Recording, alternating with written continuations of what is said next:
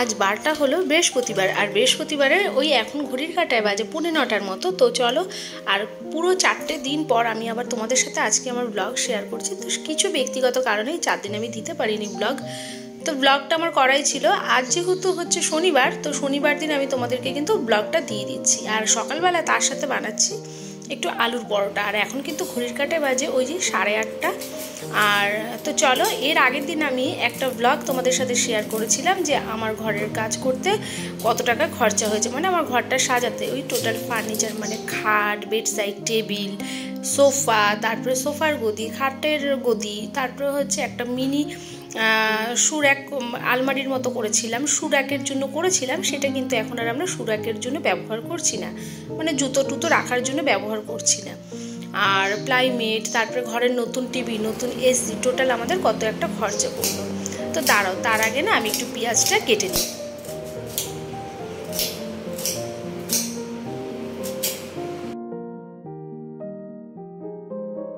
তো তোমাদেরকে সবার প্রথমে আমি বলি আমাদের ঘরের খাটের খরচা। আমাদের যেহেতু দেখো কোনো কন্ট্যাক্ট দেওয়া হয়নি, মিস্ত্রি এসছে, কাজ করে গেছে। আর মানে কন্ট্যাক্ট দেওয়া হয়নি বলাটাও ভুল, কন্ট্যাক্ট দেওয়া হয়েছে, খাটের কন্ট্যাক্ট ছিল। উনি যা রেট বলেছে আমরা সেভাবেই দিয়েছি, স্কোয়ার ফিট হিসেবে দিইনি, সরি ভুল বললাম কথাটা। কন্ট্যাক্টই দেওয়া হয়েছে কিন্তু স্কোয়ার ফিট হিসেবে আমরা দিইনি। স্কোয়ার ফিট হিসেবে করলেও কীরকম কী দাম পড়তো সেটা আমরা হিসাবও করিনি। মিস্ত্রি যেহেতু আমাদের বাড়িতে আগে কাজ করে গেছে, তো তার জন্য সে যেটাই বলেছে আমরা সেটাতেই রাজি।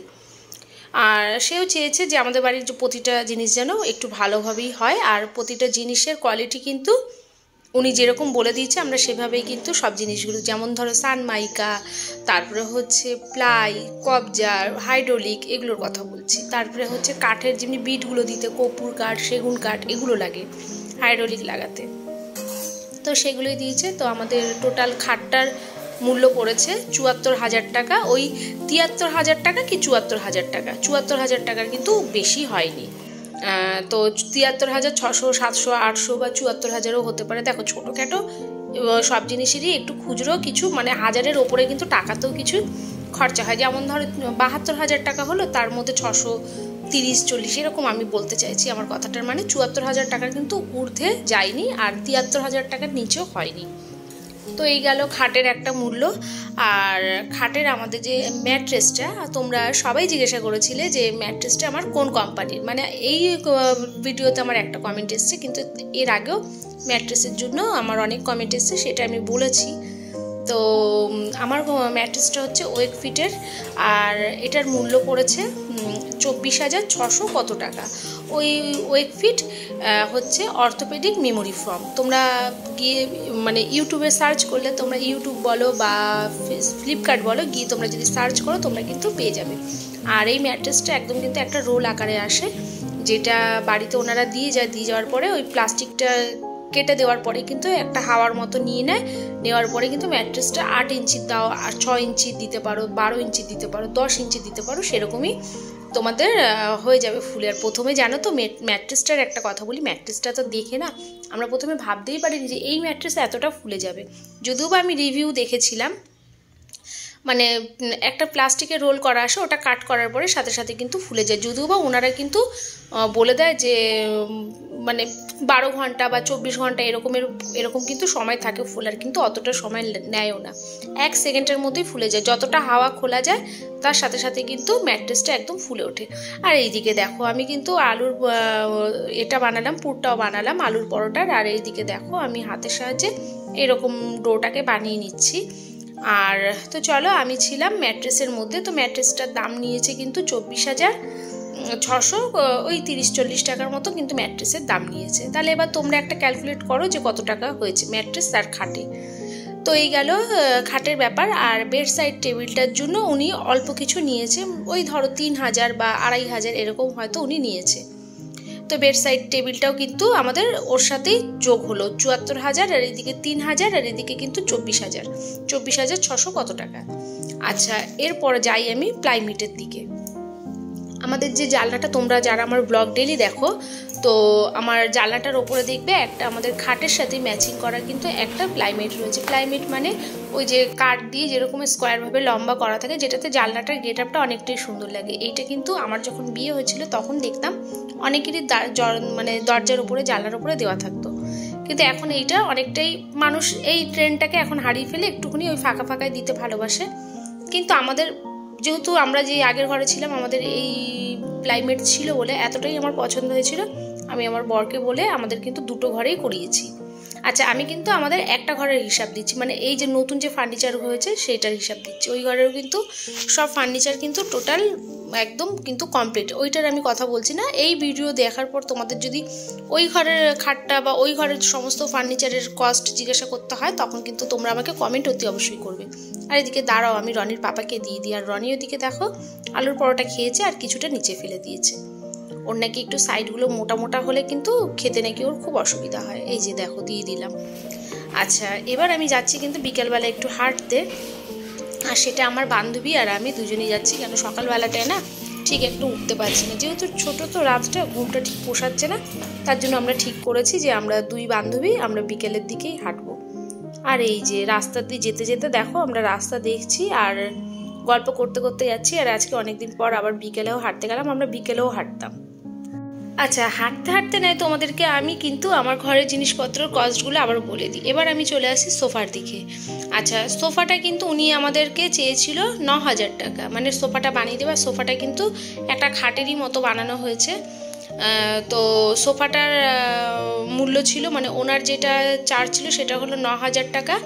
আর জিনিস তো আমাদের ছিলই, তো যাই হোক খাট কিনেছি, তারপর প্লাই কিনেছি। আমাদের প্লাই হয়তো আমাদের ওই 55,000 টাকার মতো প্লাই লেগে গেছে, মানে প্লাই, সানমাইকা, বিট টিট, সোফা আর খাটের জন্য। তো আর আমাদের কিন্তু প্রতিটা প্লাইয়ের হচ্ছে ব্র্যান্ড হচ্ছে শতাব্দী, আর মানে কাঠটাও ভালো কোয়ালিটির, তো তাই বলছিলাম। আর এদিকে সোফাটার কিন্তু 9,000 টাকা উনি নিয়েছে ওনার মজুরি চার্জ, আর ওই 55,000 টাকার মধ্যে ধরো প্লাই আর খাটের প্লাই আর সোফার প্লাই চলে এসছে, একটু কম বেশি হতে পারে, তাহলে তোমরা একটা আইডিয়া করে নাও। আর এই গেল সোফা। আর সোফার যে গদিটা আছে সেটা কিন্তু 3,500 টাকা নিয়েছে, ওটা আমাদের মানে মাপ করে অর্ডার দিয়ে বানিয়ে আনা হয়েছে, যেখান থেকে আমাদের ওই টিভি ক্যাবিনেটের যে ঘরটা রয়েছে, ওই যে ম্যাট্রেস রয়েছে, ওই ম্যাট্রেসই আমাদের সোফার মধ্যে এখন পাতা আছে। আর এদিকে আমরা দুই বন্ধু গল্প করতে করতে বললাম, ও বলছিল একদম ভিডিও করবে না আমার, আমি যে কিছুই হবে না, একটু আমরা দুজন মিলে হাঁটবো আর ভিডিও করবো, কেন কি হয়েছে। তো এই নিয়ে দুজন মিলে হাঁটাহাঁটি করছি আর গল্প করছি। আর এই যে দেখো আমাদের বাড়ির কাছাকাছি, এটা কে কে চেনো বলো তো, আমাকে কমেন্ট করো। অনেকেই চেনো, আমাকে কমেন্ট করো তোমরা। আমি ভাবি যে আমার সব বন্ধু দিদিরা সব আমার বাড়ির আশেপাশেই থাকে। আর এদিকে চলে এসেছি এখন, এই যে সন্ধ্যাবেলা ঘরে চলে এসেছি, কাকা পোচাপড় ধুয়ে তারপরে হচ্ছে এখানটা একটুখানি চিনি ছাড়া দুধ ছাড়া চা খাওয়ার পরে এই যে সবজি নিয়ে এসছে রনির বাবা, দেখো এগুলোকে গোছাবো আর তোমাদেরকে বাকি কথাটাও বলবো। তো দেখো উচ্ছে, তারপর পাতিলেবুর জানো তো অনেক দাম আমাদের এখানে, ওই 5 টাকা 6 টাকা করে পিস, ধনে পাতারও অনেক দাম। তো এদিকে চলো সবজিগুলো সব আমি ফ্রিজে রেখে দিই। আর রান্না আমার আজকে দুপুরবেলাই হয়ে গেছিলো, রাতের কোনো রান্না ঝামেলা নেই। তবে হ্যাঁ ভাত টাত করতে হবে, টুকটাক কাজ তো থেকেই যায় ঘরে।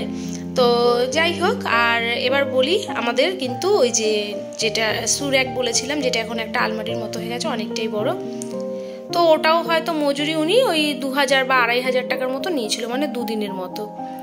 তো আবার প্লাই কিনতে হয়েছিল, ওই 3-4 হাজার টাকার মতো প্লাই কিনতে হয়েছিল। আর বাকি ছিল দরজার যে দেখছিলে তোমরা প্যানেল করা হয়েছে, প্যানেল করতেও 2 দিন লেগেছে, তো সেটা করতে উনি 1,500 টাকা নিয়েছে, মানে ওই 1,500-1,600 টাকা হয়, সেখানে উনি 1,500 টাকা নিয়েছে। এমনি এখন মিস্ত্রিদের চার্জ হচ্ছে 800 টাকা। তো যাই হোক, আর এদিকে দরজা পেস্টিং করতে ওটাও উনি নিয়েছিল প্রায় 1,000-1,200 টাকার মতো, মানে ঘরের 2টো দরজা পেস্টিং করা হয়েছে। তো গুড মর্নিং, আর আজ হলো পরের দিনের সকাল। তো রাত্রেবেলা আমি ভিডিওটা কন্টিনিউ করিনি, তো তোমাদেরকে ভাবলাম যে পুরো হিসাবটা এখন আমি বসে দেখো এই সোফায় বসেই কিন্তু আমি হিসাবটা পুরোপুরি তোমাদেরকে দিয়ে দিই। তো মানে আমি তোমাদেরকে কিছু একটা আইডিয়া দিয়েছিলাম, তো আমার যতটা সম্ভব মনে হচ্ছে, মানে আমাদের প্লাই কিনে ওই 65,000 টাকার মতো টোটাল লেগে গেছে। প্লাই, সানমাইকা, দরজা সানমাইকা, তারপরে ওইখানটা একটা ছোট আলমারি করেছি, ওটা পরে তো অনেক টুকটাক জিনিস কিনতে হয়, তো ওই ধরো 65,000 টাকার মতো সানমাইকা আর প্লাই, আর তারপরে তো কবজা, হাইড্রোলিক, একটা জিনিস করতে গেলে আঠা, এইসব নিয়ে মানে আঠা তো অনেক কিলো কিলো আঠা লেগে যায়। তো যাই হোক 65,000 টাকাই তোমরা ধরো, এবার 5-10 এদিক হতে পারে, সেটা তোমরা পরে যোগ করে নেবে। আর প্লাই আর সানমাইকা আর হচ্ছে খাটের মজুরি 15,000, খাট আর বেড সাইড টেবিলের মজুরি 15,000, প্লাইমেটের মজুরি হচ্ছে 1,000 টাকা, আর সোফার মজুরি হচ্ছে 9,000 টাকা।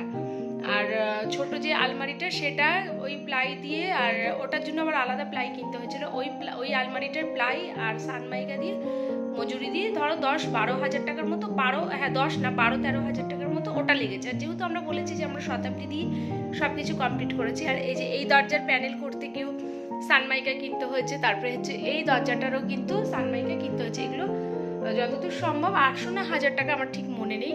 আচ্ছা, এবার এইগুলো একটা গড় হিসাব করে আমি তোমাদেরকে, যেটা আমার একটা আইডিয়া আমি বলছি। আর এসিটা নিয়েছে কিন্তু ওই 45-46,000 টাকা, আর টিভিটা 36,000 টাকা।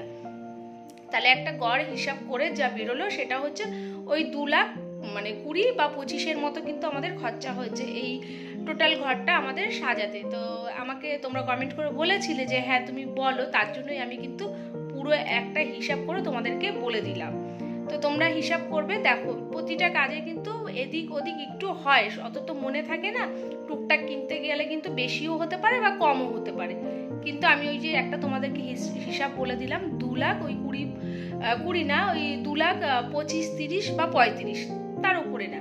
তো এরকমই একটা খরচা আমাদের হয়েছে। আর তোমাদেরকে আমি কিন্তু সব টোটাল আমি মূল্যগুলো বলেছিলাম, সেই একটা হিসাব করে আমি তোমাদেরকে বললাম। তো চলো, আর বেশি বড় আমি ভিডিওটা করব না। তোমরা সবাই ভালো থাকবে, সুস্থ থাকবে, নিজের শরীরের খেয়াল রাখবে, আর দেখা হচ্ছে পরের কোনো একটা নতুন ব্লগে। ততক্ষণের জন্য টাটা।